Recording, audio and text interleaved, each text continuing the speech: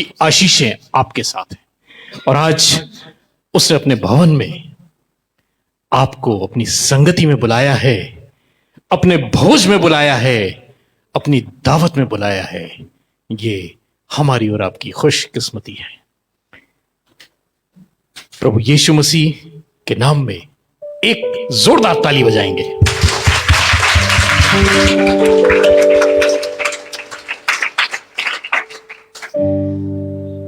आज खुदावन आप सबों से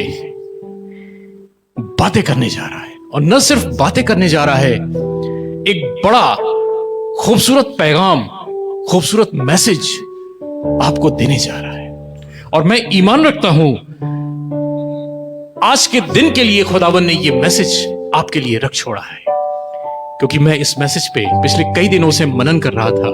लेकिन जो उसके डिलीवरेंस की डेट है वो आज है, जो उसके डिलीवरेंस का टाइम है वो आज है, उसकी आशीषों का जो टाइम है वो आज है। क्योंकि खुदावन ने आज का दिन जो बनाया है वो हमारे और आपके लिए आशीषों क्या है, आशीषों को ग्रहण करने का है। This is a day the God has made for you and me. परमेश्वर के वचन से में जाने से पहले एक छोटी सी दुआ करेंगे। आइए अपनी आंखों को बंद करें। हमारे मन का ध्यान और हमारे होठों के वचन आपको ग्रहण योग्य हो। हे हमारे पिता, हे हमारे परमेश्वर, आमीन। होशे नबी की पुस्तक से आज हम निकालेंगे उसका पहला अध्याय। होशे नबी उसका पहला अध्याय, फर्स्ट चैप्टर, और उसकी दूसरी और तीसरी आयत को हम पढ़ेंगे। होशे नबी की पुस्तक उसका पहला अध्याय और उसकी दूसरी और तीसरी आयत। देखिए क्या लिखा हुआ है।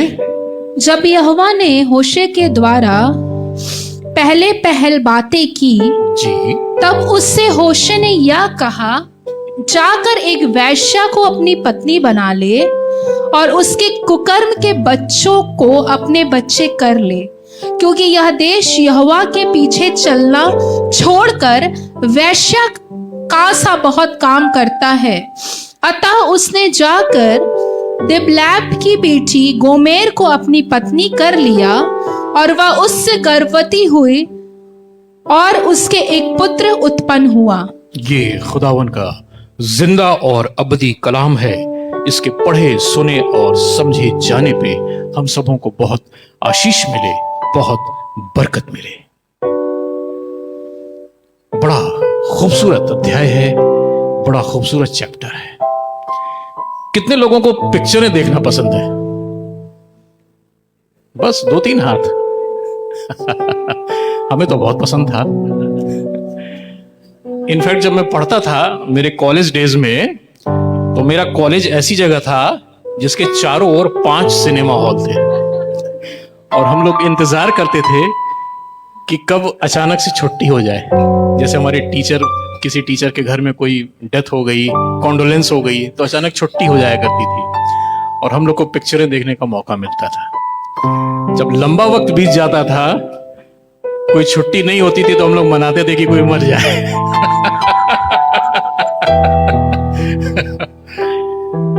और हम लोग छुट्टी मना के पिक्चरें देखते थे। पिक्चरें हमें एंटरटेन करती हैं। क्यों एंटरटेन करती हैं? क्योंकि उसमें कॉमेडी होती है, ट्रेजेडी होती है, एडवेंचर होता है, स्टंट होता है, मैजिक होता है, और क्या होता है? लव स्टोरी होती है। आप बिल्कुल परेशान मत होइएगा कि मैं बाइबल से अलग नहीं जा रहा हूं। मैं थोड़ी पिक्चरों की बात कर रहा हूं, लेकिन मैं बाइबल पे ही आ रहा हूं। ये सारी बातें हमें पिक्चरों की स्टोरीज में देखने को मिलती हैं।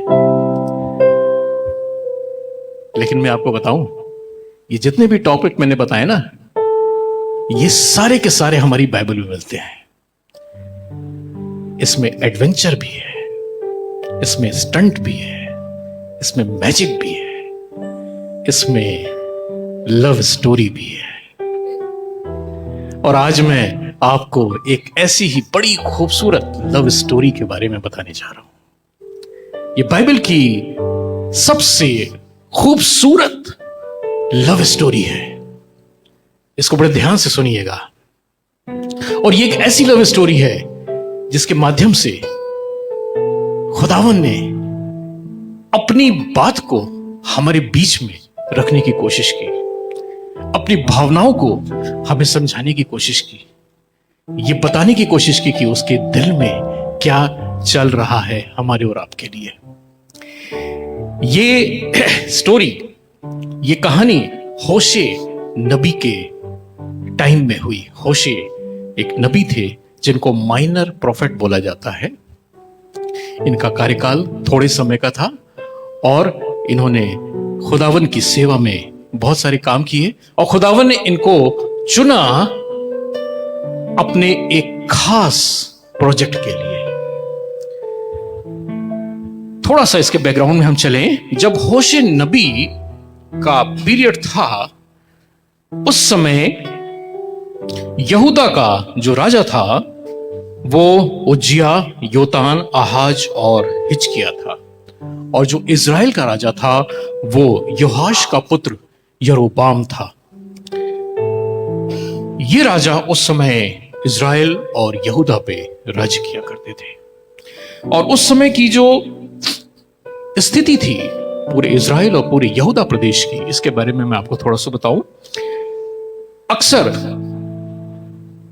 कहीं ना कहीं लड़ाइयां चलती रहती थी, कहीं मुआबियों से, कहीं अमालेकियों से, कहीं पलिश्तियों से। लेकिन इस पीरियड में जो अशूर जाति थी, असीरियंस जिनको बोलते हैं, उनके अटैक इज़राइल और यहूदा के प्रदेश में अक्सर हुआ करते थे। लेकिन उस समय कुछ ऐसा हुआ कि जब योना नबी ने प्रचार किया, निनवे में जाके जब प्रचार किया, तो निनवे में क्या हुआ था कि लोगों का हृदय परिवर्तन हुआ। सारा का सारा शहर जो है परमेश्वर के वचन की ओर मुड़ गया। परमेश्वर को उन्होंने अंगीकार किया। एक रिलीजियस रिवॉल्यूशन वहां पे आ गया। लोग गलत कामों को छोड़ करके, चोरी, डकैती, वेश्यावृत्ति, इन सबको छोड़ करके परमेश्वर के पीछे चलना शुरू हो गए। और जिसका असर यह हुआ कि जो असीरिया का जो एरिया था, जो अशूर प्रदेश था, वो लड़ाई झगड़े से विमुक्त हो गए। उन्होंने अटैक करना छोड़ दिया। उनके बीच में एक शांति समझौते हो गए, जिसका असर यह हुआ कि जो इज़राइल और यहूदा के प्रदेश हुआ करते थे, यहां पे लड़ाइयां नहीं होने लगी, क्योंकि उनका शत्रु शांत हो गया था। जिसका रिजल्ट यह हुआ, जब लड़ाई झगड़े होते हैं तो क्या होता है, चाहे घर में हो, चाहे बाहर हो, चाहे किसी देश में हो, जब लड़ाई झगड़े होते हैं तो क्या होता है, बर्बादी होती है, प्रोग्रेस रुक जाती है। उस देश की, उस क्षेत्र की, उस घर की क्या होती है, प्रोग्रेस रुक जाती है। लेकिन जब शांति होती है तो क्या होता है, प्रोग्रेस बढ़ने लगती है। एग्जैक्टली यही हुआ इज़राइल और यहूदा के क्षेत्र में। उनकी प्रोग्रेस बढ़ने लगी, वो धनाढ्य होने लगे। They become rich, they become very good businessman, they become very good bankers. और इतने रिच हो गए, इतने संपन्न हो गए, खुदा को भूल गए, खुदा को भूल गए। ये कुछ वैसा ही सिचुएशन आ गई, वैसा ही हाल हुआ जैसी प्रकाशित वाक्य में लौदीकिया की कलीसिया के समय में हुआ था। खुदावन ने लौदीकिया की कलीसिया के बारे में, केवल लौदीकिया की कलीसिया के बारे में एक बात कही थी कि मैं तेरे अंदर कुछ भी अच्छाई को नहीं देखता। और लौदीकिया की कलीसिया उस समय अपने वैभव पे थी। बहुत रिच थे लोग, बड़े बड़े स्टेडियम बना रखे थे, ऑडिटोरियम बना रखे थे, हर तरह के ऐशो आराम की चीजें थी। एग्जैक्टली कुछ ऐसी ही स्थिति इज़राइल और यहूदा प्रदेश में थी। वहां पे लोगों ने क्या किया था, अपने ऐशो आराम की हर एक चीज को मुहैया करके रखा हुआ था। वो छोटी मोटी बातें नहीं करते थे, वो बड़ी बड़ी बातें करते थे। और क्या हुआ, खुदावन को भूल गए। खुदावन को इस हद तक भूल गए कि उन्होंने अपने लिए नए खुदा बना लिए, मूर्तियां बना ली, बलि देने लगे, मूर्ति पूजक हो गए, अन्य देवी देवताओं के पीछे चलने लगे। यहां पे ये स्थिति पहली बार नहीं आई है, होशे के टाइम में ये पहली बार ये स्थिति नहीं आई है। आप निर्गमन से लेकर के जजेस तक आ जाएं या उसके आगे, आपको सैकड़ों ऐसे एग्जाम्पल्स मिलेंगे कि जब इजरायली क्या हो गए, परमेश्वर से दूर हो गए, मूर्ति पूजा में चले गए, वो काम करने लगे जो परमेश्वर को नहीं भाता है। तो परमेश्वर करता क्या था, स्पेशली जजेस में जब आप पढ़ेंगे तो करता क्या था, जब ये परमेश्वर की बातों से दूर चले जाते थे तो परमेश्वर इनको क्या करता था, बंधुआई में ले जाता था, दूसरी जातियों को इनके ऊपर राज्य करने का अवसर देता था। और फिर जब ये क्या होता था, जब परेशानी में आ जाते थे, जब इनके ऊपर दुख आते थे, जब इनके ऊपर सताव आता था, फिर ये चिल्लाते थे, यहोवा यहोवा मेरी सहायता कर। उनकी चिल्लाहट निकलती थी। और आपको मालूम है हमारा परमेश्वर करुणा निधान है, परमेश्वर को फिर दया आती थी। परमेश्वर उनके लिए किसी न किसी जज को फिर भेजता था, किसी न किसी अगुआ को, किसी न किसी रहनुमा को भेजता था, वो फिर उसके अधीन चले जाते थे, फिर अपने लाइन पे आ गए। लेकिन जैसे ही वो रहनुमा की डेथ हो गई या वो उनके बीच से चला गया, ये फिर से वापस चले गए, फिर से वापस चले गए, फिर परमेश्वर उनको बंधुआई में ले जाता।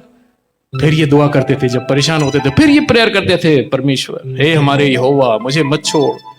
यहोवा फिर उन पे रहम करता था, बार बार रहम करता था, अनेकों बार, सैकड़ों एग्जाम्पल्स हैं, आप पूरी बाइबल में उठा के पढ़ लें। लेकिन जब होशे नबी का जब पीरियड आया, जब होशे नबी का जब पीरियड आया, उस समय जो इस्राएल के लोग थे वो खुदावन से इतने दूर चले गए थे कि खुदावन उनको अपने पास लाना चाह रहा था, लेकिन वो नहीं आ रहे थे। खुदावन ने उनके लिए उन परेशानियां भेजी, उनके बीच में उनकी फसलों को नष्ट कर दिया, उनके बीच में तमाम भौगोलिक परेशानियां, भूकंप, ये वो, बाढ़, सारी चीजें भेजी। उनके बीच में ये भेजी, मरी भेजी, बहुत सारे लोग उसमें मरे। खुदावन इन चीजों को भेजने के पीछे उसका पर्पस क्या था कि ये लौट के हमारे पास आ जाए, ये लौट के हमारी बातों को स्मरण करें कि मैं कितना दयावान हूं। लेकिन हुआ क्या, इसका जस्ट ऑपोजिट हुआ। ये लोग दूसरे खुदावन के पीछे, दूसरे देवताओं के पीछे और भागते चले गए। इन्होंने और बलियां देनी शुरू कर दी, इन्होंने और ज्यादा मूर्ति पूजा शुरू कर दी। ये बात परमेश्वर को बड़ी नागवार गुजरी। और जब मैं इस चैप्टर को पढ़ रहा था, आप यकीन जानिए इस चैप्टर को आप घर पे आराम से पढ़िएगा, इस पूरे होशे नबी की किताब को, आपको परमेश्वर की एक छटपटाहट इस पूरे चैप्टर में दिखाई देगी। ऐसी छटपटाहट जो कहीं शुरू से लेके आखिर तक, उत्पत्ति से लेके प्रकाशित वाक्य तक, ऐसी छटपटाहट परमेश्वर की आपको कहीं नहीं दिखाई देगी। परमेश्वर की व्याकुलता, परमेश्वर के मन में जो चल रहा था, वो एक कसक जो आपको दिखाई देगी इस चैप्टर में, वो कहीं नहीं दिखाई देगी। क्यों? क्योंकि उसके लोग, उसके बेटे बेटियां, उसकी प्रजा जो थी, वो क्या हो गई, दूसरे देवताओं के पीछे चली गई। और परमेश्वर की तमाम कोशिशों के बावजूद वो परमेश्वर के पीछे नहीं आ रहे थे। एग्जैक्टली इस स्थिति में परमेश्वर ने एक निर्णय लिया, और वो निर्णय क्या लिया, अभी आपके सामने पढ़ा गया। यहोवा ने होशे से ये कहा कि जाके एक वेश्या को अपनी पत्नी बना ले। Just go to a harlot and let be her your wife. एक बड़ी अजीब सी घटना, एक बड़ा अजीब सा आदेश खुदा ने होशे नबी को दिया। उसने कहा कि एक हार्लेट के पास, एक प्रोस्टिट्यूट के पास जाओ, एक वेश्या के पास जाओ और उसको अपना पति, उसको अपनी पत्नी बना लो। आपको मालूम है उस समय के उस पीरियड में मैं उस समय की औरतों की स्थिति के बारे में पढ़ रहा था, विचार कर रहा था, तो बात जो सामने आई, उस समय जो था प्रोस्टिट्यूशन जो था, वेश्यावृत्ति जो थी, ये एक वेल एक्सेप्टेड सोशल एक्टिविटी हुआ करती थी। मतलब समाज जिसको पूरी तरह से स्वीकार करता था, उसमें कोई बुराई नहीं थी। इसमें अन्य देवी देवताओं की उपासना के दौरान जो वेश्यावृत्ति हुआ करती थी और तरह से जो वेश्यावृत्ति हो, ये सब कुछ समाज में स्वीकार थी और इसको किसी बुरी नजर से नहीं देखा जाता था। ये एक ऐसा माध्यम थी जिसके द्वारा तमाम स्त्रियां अच्छी खासी पोजीशन, अच्छी खासी वेल्थ, अच्छे खासे धन को प्राप्त करती थी। और उन्हीं में से एक वेश्या थी जिसका नाम था गोमेर। उस समय की बहुत प्रसिद्ध वेश्या हुआ करती थी, इसका नाम था गोमेर। खुदावन ने होशे नबी को, प्रोफेट होशे को यह आदेश दिया कि जाओ और एक वेश्या से ब्याह कर लो। और कलाम बताता है कि होशे गोमेर के पास गया और उसने अपनी पत्नी बना लिया। यह बड़ा अजीब सा आदेश था, बड़ा अजीब सा खुदा का एक फैसला था, क्योंकि आप शुरू से आप देखें, व्यवस्था है या लय व्यवस्था, तमाम इन किताबों में आपको इन चीजों से बचने के लिए कहा गया है। व्यभिचार से बचने के लिए कहा गया है, गलत बातों की ओर जाने से बचने के लिए कहा गया है। लेकिन यहां खुदावन खुद उसको आदेश दे रहा था कि जाके एक वेश्या से शादी कर लो। और यहां पे कलाम बताता है कि होशे नबी ने वेश्या से शादी कर ली और उसका नाम गोमेर था, और गोमेर को वो अपनी पत्नी बना करके अपने घर ले आया। जब वो अपने घर उसको ले आया, वो एक पाक साफ नबी था। He was a very clear-hearted prophet, the man of God. उसने अपने दिल की पूरी पवित्रता से गोमेर को एक्सेप्ट किया, उससे प्रेम किया, उससे विवाह किया, और उसके वैवाहिक जीवन के जो शुरुआती दिन थे बड़े अच्छे और बड़े खुशनुमा तरीके से गुजरने लगे, जिसका रिजल्ट यह हुआ कि उनको कुछ समय के बाद एक पुत्र हुआ। और यह पुत्र जो उनको पैदा हुआ उसका नाम था यिज्रेल। यिज्रेल उसका नाम था, जिसका मतलब होता है कि हत्या का दंड। एक यिज्रेल घाटी थी जहां पे रक्तपात के द्वारा येहू, जो कि यरोबाम के दादा हुआ करता था, उसने विजय प्राप्त की थी। उसमें बहुत रक्तपात हुआ था। जिज्रेल या यिज्रेल उसी के नाम पे रखा गया। जब पहला पुत्र, फर्स्ट बॉर्न, फर्स्ट सन होशे और गोमेर को हो गया, इसके बाद स्थितियां थोड़ी सी बदलने लगी। बदलने क्या लगी? होशे नबी खुदावन के कलाम में, प्रीचिंग में व्यस्त हो गए। उनका ज्यादातर टाइम लोगों को प्रीच करने में, लोगों के बीच में खुदावन के मैसेज को देने में गुजरने लगा। लेकिन गोमेर जो थी, उसको इन प्रीचिंग से कोई विशेष लगाव नहीं था। खुदावन का भक्त उसका पति था, लेकिन वो खुदावन की बातों से दूर होती चली गई, जिसका रिजल्ट यह हुआ कि होशे नबी अपनी राह पे और गोमेर धीरे धीरे धीरे धीरे अपनी राह पे चलने लगी। कुछ समय के बाद उसको, गोमेर को एक बेटी हुई, और होशे जानता था कि ये बेटी उसकी नहीं है। लेकिन फिर भी उसने उस बेटी को एक्सेप्ट किया और उस बेटी का नाम था लो रामा। लो रामा उस बेटी का नाम था, जिसका मतलब यह होता है नो मर्सी फॉर इज़राइल।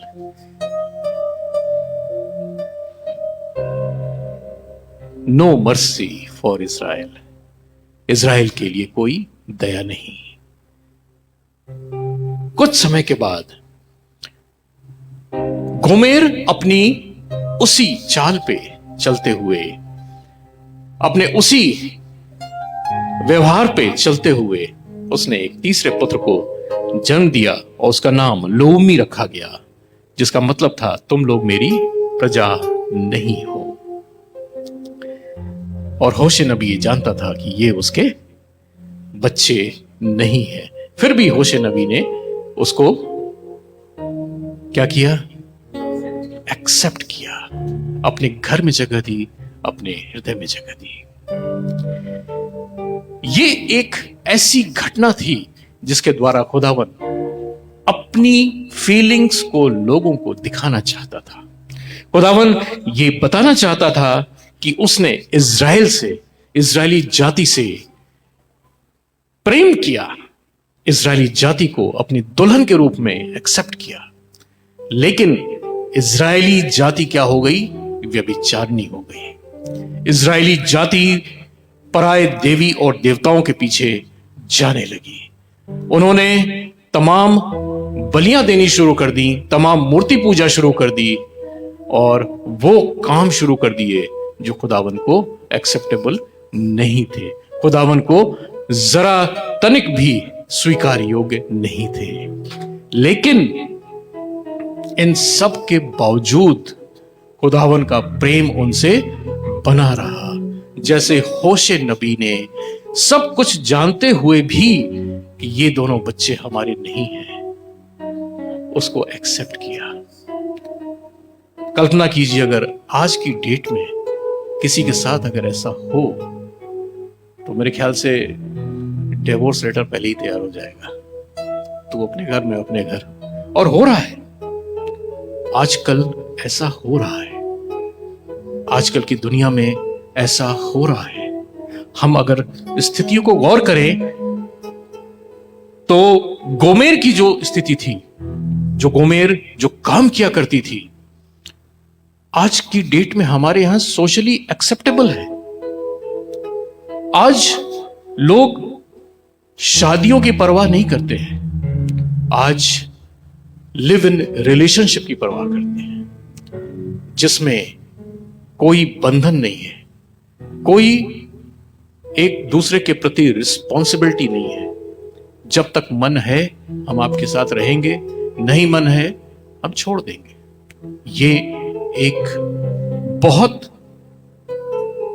गिरा हुआ कल्चर हमारे समाज में, हमारी चारों ओर फैला हुआ है। अब बड़े बड़े शहरों में जाएं, ये एक कॉमन सी बात आपको दिखाई देगी। ये क्या है? और खुदावन इस बात से बहुत नाराज हुआ। क्यों? क्योंकि इज़राइली वेश्यावृत्ति की तरह अपने कामों को करने लगे थे। उन्होंने वो काम करने शुरू कर दिए थे जो खुदावन को ग्रहण योग्य नहीं है। लेकिन हमारा खुदावन हमसे प्रेम करने वाला खुदा है, हमारी खताओं को माफ करने वाला खुदा है। हमें बार बार वो मौके देता है, बार बार मौके देता है कि हम उसकी ओर फिरें और उससे प्रेम करें, हम उसकी आज्ञाओं पे चलें, ताकि वो स्वर्ग की कुंजी जो उसने हमारे और आपके लिए रख छोड़ी है वो हमें और आपको दे सके। हुआ क्या? जब तीसरा बच्चा गोमेर का हुआ तो गोमेर कुछ दिनों के बाद होशे नबी के पास से चली गई। होशे नबी के पास से चली गई। कहां चली गई? उन लोगों के पास जहां वो पहले रहा करती थी। अपने दोस्तों के पास चली गई। अपने भरे पूरे परिवार को छोड़ के, अपने पति को छोड़ के वो कहां चली गई? दूसरे दोस्तों के पास चली गई, जहां उसको सुख मिलने लगा। उसका कहना था कि मुझे यहां पे नए वस्त्र मिलते हैं, नया अनाज मिलता है, नया दाखमधु मिलता है, और मेरे दोस्त मेरी सब बातों को पूरा करते हैं। उनके पीछे चली गई। और उसके बाद क्या हुआ? उसके बाद क्या हुआ कि वो एक पुरुष को बेच दी गई। एक गुलाम के रूप में वो इसको अपने साथ ले गया। उस समय गुलाम की स्थिति बड़ी खराब हुआ करती थी। उसको अपनी बात कहने या कुछ भी अपनी मर्जी से करने का अधिकार नहीं होता था। वो जो मालिक कहता था वो उसको करना होता था। उस स्थिति में वो आ गई। अब हुआ क्या? होशे नबी इन सारी घटनाओं से बड़े दुखी थे। खुदावन ने उनसे बात की। खुदावन ने कहा, जा और गोमेर को ले आ। अब ये तो और एक्सट्रीम स्थिति आ गई। 3 बच्चे उसके हो गए जो होशे नबी के पास थे। उसके बाद वो होशे नबी को छोड़ के फिर से व्यभिचार में चली गई। फिर से व्यभिचार में जाने के बाद वो एक गुलामी में चली गई। अब खुदावन होशे नबी से कह रहा है कि जा और उसे फिर से ले आ। शायद हमारे और आपके सामने अगर ऐसी स्थिति होती तो हम लोग पता नहीं क्या करते। पता नहीं क्या क्या कर देते। लेकिन होशे नबी खुदा का चुना हुआ व्यक्ति था, प्रोफेट था, नबी था। उसको ये विश्वास था कि खुदा जो कह रहा है उसके पीछे कुछ ना कुछ अच्छी बात है, कुछ ना कुछ भलाई की बात है। और कलाम बताता है कि वो गया और 3 अध्याय के 2 पद में हम पढ़ेंगे। कोई निकाले होशे नबी की पुस्तक, उसका 3 अध्याय और उसका 2 पद। तब मैंने एक स्त्री को चांदी के 15 टुकड़े और 1.5 होमेर जौ देकर मोल लिया। मैंने उससे कहा, तू बहुत दिन तक मेरे लिए बैठी रहना और ना तो छिनाला करना और ना किसी पुरुष की स्त्री हो जाना, और मैं भी तेरे लिए ऐसा ही रहूंगा। बस। और क्या हुआ? जब खुदावन ने होशे नबी से कहा कि जा उसको दोबारा ले आ, लेकिन उस समय क्या था? गोमेर क्या हो गई थी? गुलाम हो गई थी।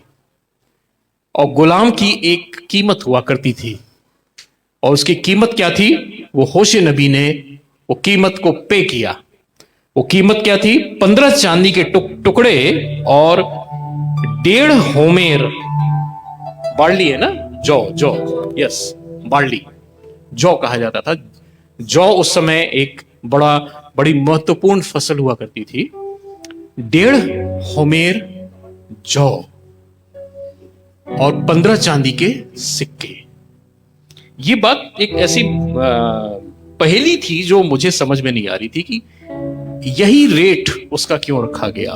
व्हाट वाज द रीजन कि 15 चांदी के सिक्के और 1.5 होमेर जौ, इसका मतलब क्या हुआ? मैं बहुत देर तक इस बारे में सोचता रहा। खुदावन से मैंने कहा, खुदावन मुझे समझाएं इसका मतलब क्या है, क्यों इतने ही पैसे में उसको खरीदा गया।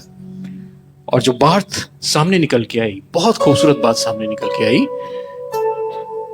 1.5 होमेर जौ, मैंने इसके बारे में स्टडी की कि होमेर होता क्या है। 1.5 होमेर जौ जो है, इसका मतलब उस समय यह हुआ करता था कि 1 होमेर जौ का मतलब था कि एक गधे पे, एक यंग गधे पे जितना जौ लादा जा सकता है वो 1 होमेर की मेजरमेंट के बराबर हुआ करता था। ये इस तरह से मेजरमेंट थी उसकी कि एक गधे पे जितना जौ लादा जा सकता है वो 1 होमेर के बराबर हुआ करता था। और यहां पे 1.5 होमेर यानी कि उसका 1.5 गुना भाग जो गधे के पे लादा जा सके। ठीक है। और जब इसकी फिजिकल वैल्यू को कैलकुलेट किया जाता है, इसकी कितनी इसका मूल्य होना चाहिए, तो वो आता है 15 चांदी के सिक्के। पहले उसने क्या किया, 15 चांदी के सिक्के दिए और 1.5 होमेर जौ दिया। यानी 15 चांदी के सिक्के ये और 15 चांदी के सिक्के ये, दोनों मिलके कितने हो गए? खुदावन यीशु मसीह को कितने सिक्कों में बेचा गया था? 30 चांदी के सिक्कों में बेचा गया था। होमेर को 30 चांदी के सिक्कों में खरीदा गया। खुदावन यीशु मसीह को 30 चांदी के सिक्कों में बेचा गया। इनफैक्ट यहां पे उनको बेचा गया, लेकिन यह प्रक्रिया खरीदने की थी। आप इसको ध्यान से समझिएगा। यह पूरा जो प्रोसेस था, एक फारसी वर्ड है खरीद फरोख्त, हम लोग अक्सर अपने बोलचाल में लाते हैं। खरीद फरोख्त, खरीदना बेचना। यहां पे खुदावन यीशु मसीह को बेचा गया, लेकिन इनफैक्ट क्या था? खरीदा गया था। क्या खरीदा गया था? 30 चांदी के सिक्के के बदले उसके लहू में हमें और आपको खरीद लिया गया। Praise the Lord, praise the Lord. खुदावन ने कहा कि जा उसे खरीद ले, और कलाम बताता है कि होशे ने उसे खरीद लिया। कितनी वैल्यू में? 30 चांदी के सिक्कों में। परमेश्वर ने हमें और आपको फ्री करने के लिए जो वैल्यू रखी है वो 30 चांदी के सिक्के, और उस वैल्यू की वैल्यू है हमारे खुदावन मसीह यीशु मसीह का लहू, जो 30 चांदी के सिक्कों में खरीदा गया। ये जब घटना हुई तो गोमेर जो थी उसके बाद होशे के घर पे आ गई। लेकिन होशे ने उससे एक चीज कही। क्या कहा? हम लोगों ने अभी यहां पे पढ़ा था 3:2 में, 3 बहुत दिनों तक तू मेरे लिए बैठी रहना, न कोई छिनाल करना और न किसी पुरुष को की स्त्री को हो जाना। क्या करना? तू कोई छिनाल ना करना, तू ऐसे ही बैठी रहना। क्यों? क्योंकि खुदावन चाहता था कि इज़राइल ने जो पाप किए हैं, जो गुनाह किए हैं, उसको वो रियलाइज करे। और ऐसा एक पीरियड आता है, मालूम, एक पीरियड आप बाइबल को जब देखेंगे, नए नियम और पुराने नियम के बीच में एक ऐसा पीरियड आता है, लगभग 400 साढ़े 400 साल का, जिसमें खुदावन चुप हो गया था। इस बीच न कोई नबी आए, न कोई भविष्यवक्ता आए, न कोई खुदावन का मैसेज आया, न कोई खुदावन की बात लोगों तक पहुंची। आप सबों के पास बाइबल है, जरा मिलाकी की पुस्तक निकालिएगा। लास्ट पुस्तक है, आखिरी नबी मलाकी की पुस्तक निकालिएगा। उसके आखिरी, एकदम आखिरी, लास्ट चैप्टर पे जाइए। मलाकी की पुस्तक के आखिरी चैप्टर पे जाने के बाद उस पेज को पलटिए। इसके बाद क्या दिखाई दे रहा है? एक खाली पन्ना दिखाई दे रहा है, ब्लैंक पेज। आपको मालूम है इस ब्लैंक पेज की कीमत क्या है? 450 साल, 450 ईयर्स। ये ब्लैंक पेज ये बताता है कि मलाकी के बाद खुदावन चुप हो गया। उसकी कोई भी बात उसके जनों तक नहीं पहुंचती थी, कोई मैसेज, कोई रिफॉर्मेशन हमारे तक नहीं पहुंचता था 450 ईयर्स तक। और होशे ने गोमेर से कहा कि तू ऐसे ही रहेगी, मैं तुझसे दूर रहूंगा। ये वो पीरियड था जब खुदावन दूर हो गया था। यहां पे खुदावन ने कहा था कि तू मेरे लिए बैठी रहना, वेट करना। और ये एक ऐसा पीरियड था, मालूम, जिसके बारे में लिखा गया है आगे कलाम में कि पृथ्वी जच्चा की सी पीड़ा के साथ करा रही थी। यीशु मसीह के आने से पहले का यह पीरियड था।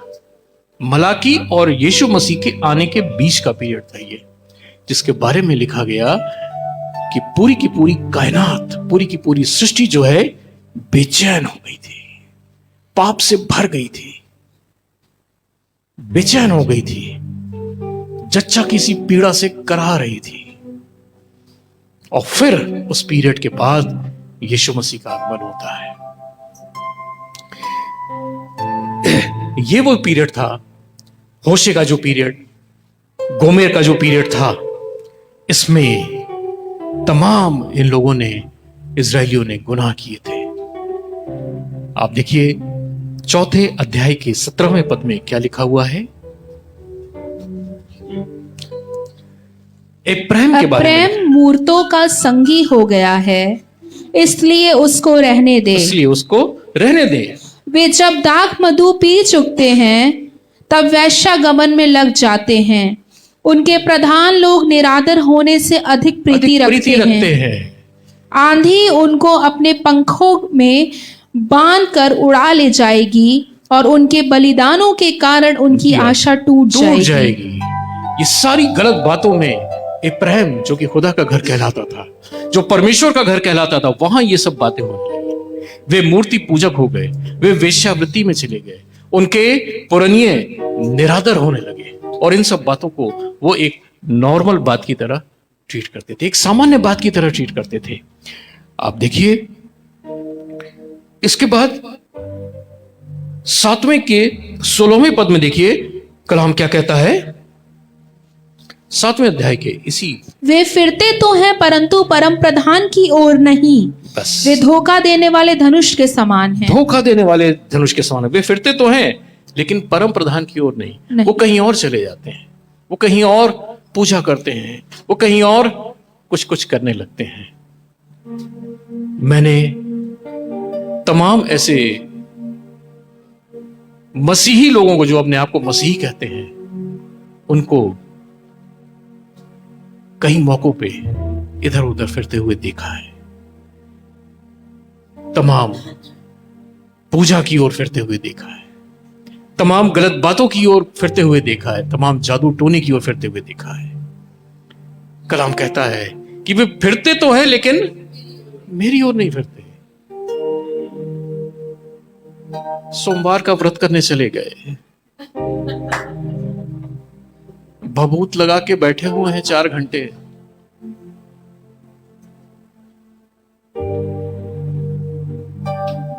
फलानी जगह का प्रसाद है, खाएंगे तो खुशहाली आ जाएगी।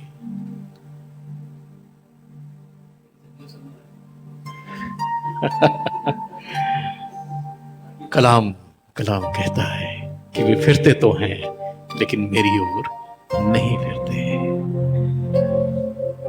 खुदावन हमसे कितना प्रेम करता है, ये इस स्टोरी में बताया जा रहा है। बार बार गुनाह करने के बावजूद वो हमें मौका देता है। अगर मैं अपनी बात करूं तो मैं यहां खड़ा होकर आपसे बात करने के लायक नहीं हूं। खुदावन का प्रेम है कि वो अपने वचन सुनाने के लिए मुझे चुनता है।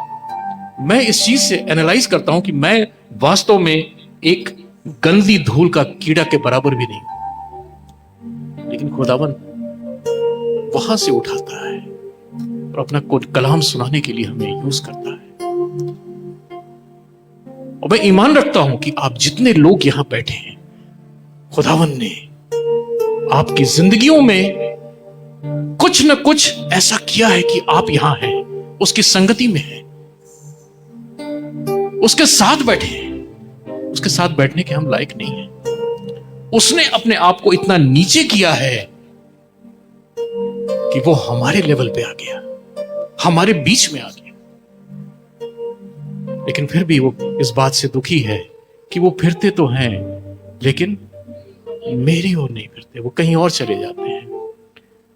गोमेर के लिए क्या कुछ नहीं किया होशे ने, लेकिन फिर भी वो अपने लोगों के पीछे चली गई, अपने यारों के पीछे चली गई। उसने फिर से वही व्यभिचार का रास्ता अपना लिया, गुलाम हो गई, फिर से गुलाम हो गई। कलाम कहता है सत्य को तुम जानो और सत्य तुम्हें स्वतंत्र करेगा। लेकिन हमें स्वतंत्रता नहीं पसंद, हम फिर से गुलामी में चले जाते हैं। किसी जवान बच्चे का मोबाइल ले लीजिए ना 5 मिनट के लिए, लगेगा उसके दिल की धड़े, बाप रे प्लीज हमारा मोबाइल दे दीजिए। मैं एक किस्सा पढ़ा था, एक न्यूज थी, एक लड़की फेंट हो गई गिर पड़ी, डॉक्टरों के यहाँ ले जाया गया उसको, तो पता ये चला कि उसकी मम्मी ने उसका मोबाइल छीन लिया था, तो बेहोश हो गई वो।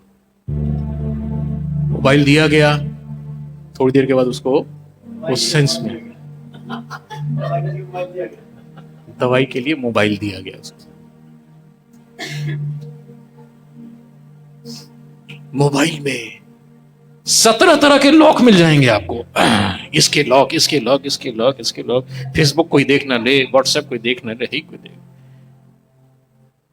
क्या बात है, हम लोग किसी चीज को छुपाते क्यों हैं? दो ही बात हो सकती है, या तो बहुत कीमती है या बहुत गलत है। आप एनालाइज करिए आपके मोबाइल में क्या है। कलाम कहता है, कलाम कहता है वो मेरी ओर नहीं फिरते, वो फिर से गुलामी में चले जाते हैं। गोमेर फिर से गुलामी में चली गई। गोमेर ने अपने आप को बेच दिया, गोमेर ने अपने आप को बेच दिया। जहां उसकी हालत क्या थी, गंदी, कपड़े नहीं, बाल बिखरे हुए, ऐसी बैठी हुई थी। जब होशे उसको लेने गया तो वो एक भिखारिन से कम स्थिति में नहीं थी। चेहरों पे कालिख लगी हुई, बाल बिखरे हुए, उजड़े हुए, वस्त्र फटे हुए, पैर में से बवाइयां फूट रही हैं। गंदी स्थिति में थी वो, खराब स्थिति में थी वो। होशे जब उसको लेने गया, ऐसी स्थिति में जब वो थी, तो खुदावन ने इजरायलियों से उसकी तुलना की। क्या तुलना की? 8वें अध्याय का 7वां पद निकालिए।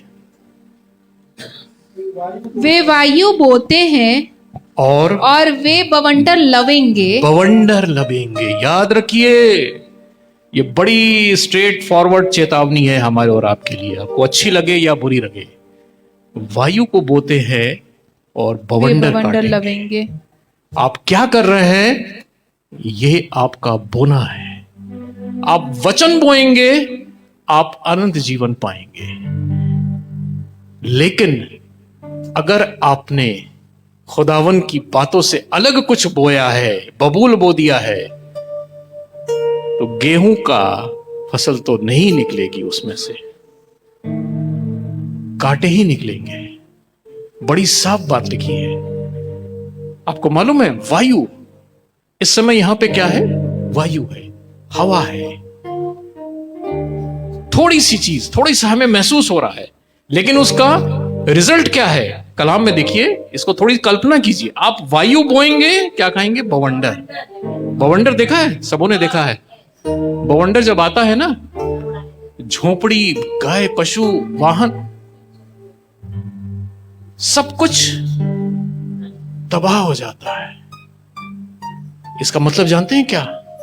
हमारी एक जो गलती है, हमारा एक गलत जो बीज है जो हमने बो दिया, वो क्या करेगा? सब कुछ बवंडर की तरह तबाह करता हुआ चला जाएगा। खुदावन ने कहा कि वे वायु को बोते हैं, वायु को बोते हैं और बवंडर को लवेंगे। और इजरायलियों के साथ हुआ भी ऐसा। आप इजरायलियों की अगर हिस्ट्री को पढ़िए, क्या हुआ? हिटलर के टाइम में लाखों इजरायलीज को गैस चैम्बर में मार दिया गया, रोमियो के द्वारा कूट कूट कर मारा गया, उनको अपने देश से भगा दिया गया, उनके मंदिरों को तोड़ दिया गया। लगभग 2000 साल तक वो एग्जाइल में रहे। दुनिया के अलग अलग देशों में पनाह लिए हुए, छुप के, डर के रहे। आपको मालूम है क्या था? ये बवंडर है। और बोया क्या था? आपको मालूम है उन्होंने क्या बोया था?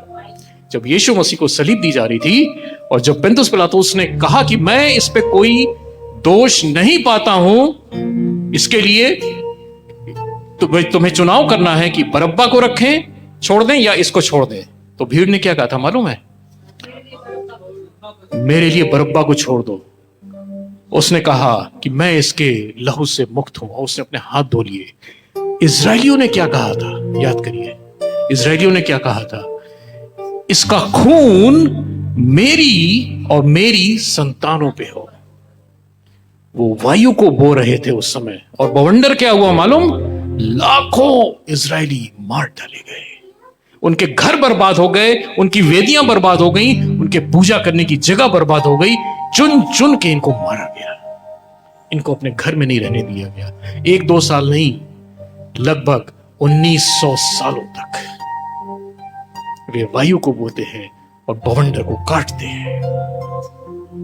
खुदावन यहां से इनको बहुत स्पष्ट संदेश देना चाहता था। खुदावन ने देखा एप्रैम में इस तरह की हरकत हो रही है, सामरिया के देश में वेदियां बनाई जा रही हैं, पूजा हो रही है, मूर्ति पूजक हो गए, वेश्यावृत्ति में चले गए। और खुदावन ने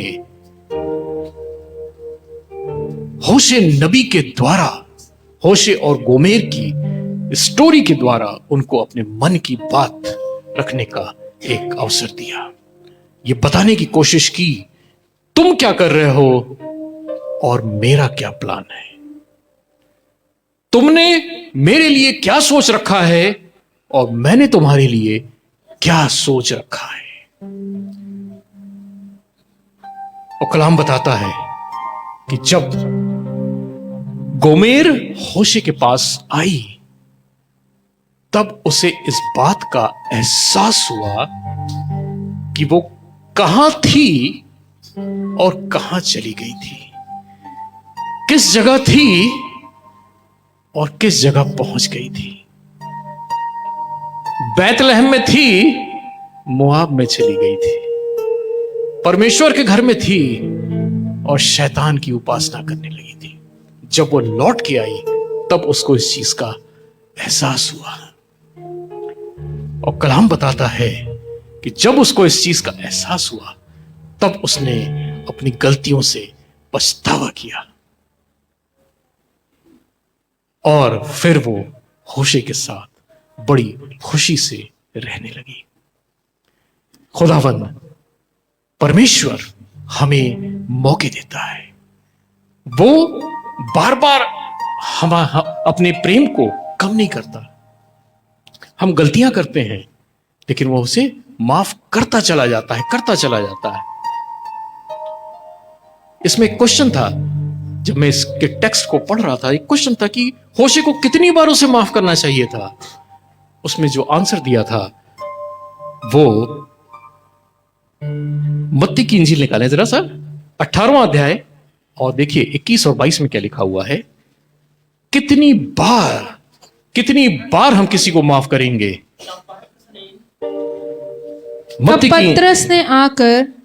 तब पतरस ने आकर उससे कहा, हे प्रभु, यदि मेरा भाई अपराध करता रहे, तो मैं कितनी बार उसे क्षमा करूं? क्या 7 बार तक? यीशु ने उससे कहा, मैं तुझसे यह नहीं कहता कि 7 बार तक, मैं तुझसे ये नहीं कहता कि इसे 7 बार माफ कर दे, कभी नहीं कहता। क्या कहता? 7 बार के 70 गुने। 7 बार के 70 गुने। माय गॉड, 7 बार के 70 गुना कितना हो गया? 490। 70 टाइम्स नहीं, 70 times of 7, 490. God says, apologize him 490 times. होशे ने गोमेर को लगातार माफ किया, खुदावन ने इज़राइल को लगातार माफ किया। एक बहुत खूबसूरत स्टोरी किसी ने मेरे पास भेजी थी, व्हाट्सएप की थी, मुझे वो याद आ रही है। मैं छोटी सी स्टोरी मैं आपको बताता हूं। एक चोर था, चोरी किया करता था। जब उसको पकड़ा गया, अदालत में शामिल हुआ, जज के सामने पेश हुआ, तो सारे गुनाह उसके खिलाफ मिलते चले गए। जज जब फाइनल जजमेंट लिखने जा रहा था, तब तक एक वकील दौड़ता हुआ आया। उसने कहा मैं इसका मुकदमा लड़ूंगा। और उस वकील ने उस चोर का मुकदमा लड़ा और वो चोर जो था छूट गया। वो चोर जब छूट गया, वो दोबारा चोरी करने लगा, दोबारा पकड़ा गया। फिर वही घटना हुई। उसके लिए वकालत करने वाला कोई नहीं था। थोड़ी देर के बाद क्या हुआ, जब जज जजमेंट लिखने जा रहा था, ठीक उसी समय फिर वो वकील आया और उसने क्या किया, उस चोर को बचा लिया। 3 या 4 बार ऐसा हुआ। एक बार फिर वो चोर पकड़ा गया, फिर अदालत में पेश हुआ। फिर जब जजमेंट लिखने की बारी आई, अब वो चोर जो है बार बार बड़ी बेचैनी से देख रहा, वो वकील कहां है, वकील नहीं आया, वकील नहीं आया, वकील नहीं आया। तब तक उसकी नजर जो है जज पर पड़ी। उसने कहा अरे ये तो वही वकील है जो आज जज की कुर्सी पर बैठा हुआ है। अब तो बचने का कोई उम्मीद नहीं है। बड़ी सिंपल स्टोरी है, लेकिन बहुत इंपॉर्टेंट मैसेज है। हम चोरी करते हैं, हमारा वकील खड़ा है। हमारा वकील अपने लहू को कटोरे में लिए हुए हमारे और आपके लिए वकालत करता है। जब जब हम गुनाह करते हैं, तब तब वो हमारी पैरवी करता है। One sided love, one sided love. जितने गुनाह कर लें, क्या कहता है, अर्गमानी रंग से गहरे तुम्हारे गुनाह क्यों ना हो, मैं उन्हें धोकर श्वेत बना दूंगा। गहरे से गहरे, बड़े से बड़े गुनाह हम लेके उसके पास आते हैं। उसके पास ऐसी वॉशिंग मशीन है, धो करके साफ कर देती है। Praise the Lord, praise the Lord. ऐसा प्रेम है हमारे खुदावन का। लेकिन याद रखिए, इसमें एक वार्निंग भी है। जिस दिन वो वकील जज की कुर्सी पे बैठेगा ना, हमारी ओर से मुकदमा लड़ने वाला गया, कोई नहीं होगा हमें बचाने वाला। ये जो पीरियड है हमारे पास, ये जो समय है हमारे पास, अपनी चोरी को छोड़ने का, अपने गुनाहों से तौबा करने का, क्योंकि अभी वो वकील हमारे लिए लड़ रहा है, अभी वो हमारे लिए खड़ा हुआ है। और समय रहते यदि हमने तौबा नहीं की, और जिस दिन वो जज की कुर्सी पर, यानी सेकंड कमिंग जिस दिन क्राइस्ट की हो गई, उसके बाद हमारे लिए बचने का कोई मौका है ही नहीं। फिर तो जजमेंट होगा, फिर तो न्याय होगा, फिर तो खुल जाएंगी किताबें, फिर कोई मौका नहीं है। एग्जैक्टली यहां पे गोमेर के साथ भी यही हुआ। उसने अपने गुनाहों से तौबा की, उसने अपने गुनाहों से तौबा की, और वो खुदा की ओर लौट गई। और खुदा का जो प्रेम है, जो असीम प्रेम है, इस अध्याय में हमें दिखाई देता है। 11वें का पहला पद देखिए क्या लिखा हुआ है। जब इस्राएल बालक था, जब इस्राएल बालक था, तब मैंने उससे प्रेम किया, तब मैंने उससे प्रेम किया, और अपने पुत्र को मिस्र से बुलाया, और अपने पुत्र को मिस्र से बुलाया। इस्राएल को किस तरह से वहां से निकाला गया था। 4था पद देखिए। मैं उनको मनुष्य जानकर प्रेम की डोरी से खींचता था, प्रेम की डोरी से खींचता था, और जैसा कोई बैल के गले की जोत खोलकर, और जैसा कोई बैल के गले की जोत खोलकर उसके सामने आहार रख दे, उसके सामने आहार रख दे, वैसे ही मैं उनसे किया, वैसा ही मैंने उसके साथ किया। और एक और पद हम लोग देखेंगे, 8वां पद देखिए क्या लिखा हुआ है। हे प्रेम, हे एप्रैम, मैं तुझे कैसे छोड़ दूं, मैं तुझे कैसे छोड़ दूं। हे इस्राएल, हे इस्राएल, मैं कैसे तुझे शत्रु के वश में कर दूं, मैं कैसे तुझे शत्रु के वश में कर दूं, मैं कैसे तुझे अदमा के समान छोड़ दूं, मैं तुझे कैसे अदमा के समान छोड़ दूं, और सबोयीम के समान कर दूं, और सबोयीम के समान कर दूं। मेरा हृदय तो उलट पुलट हो गया, मेरा हृदय तो उलट पुलट हो गया, और मेरा मन और मेरा स्नेह मन के स्नेह मारे पिघल गया है। पिघल गया है। Praise the Lord, praise the Lord. कितनी भी गलतियां, कितने भी गुनाह, कितनी भी तमाम बदमिजाजी, बद सलूकी के बावजूद खुदावन हमें और आपको मौका देता है। क्यों? क्योंकि वो हमसे प्रेम करता है। ये उसके प्रेम की पराकाष्ठा है, ये उसके प्रेम की एक लिमिट है कि हम और आप उसके संगति में पाए जाते हैं। वो हमें अपने पास बुलाता है, हम उसके पास नहीं आते हैं, वो हमें अपने पास बुलाता है। ये उसका प्रेम है। और इस पूरी स्टोरी, इस पूरी कहानी के द्वारा खुदावन ये हमें संदेश, बहुत क्लियर कट संदेश देना चाहता है कि तुम्हारे गुनाह कितने भी गहरे क्यों ना हो, लेकिन अगर तुम उसे मान लोगे तो मैं तुम्हें अपने राज्य का वारिस बनाऊंगा। जैसा उसने गोमेर के साथ किया, जैसे उसने होशे और गोमेर की स्टोरी के साथ ये समझाने की कोशिश की, अपने दिल की बात को उसने हमारे और सामने रखने की कोशिश की। इस लव स्टोरी में बड़ी हैप्पी एंडिंग है जो कि प्रकाशित वाक्य पे जाके पूरी होती है। और वहां पे क्या होता है कि हम परमेश्वर के राज्य में उसकी दुल्हन के रूप में एक्सेप्ट किए जाते हैं। खुदावन हमको और आपको चाहता है कि हम उसकी दुल्हन के रूप में हमेशा सच्चे, ईमानदार और उसके प्रिय बने रहें। इन बातों से खुदावन खुश होता है।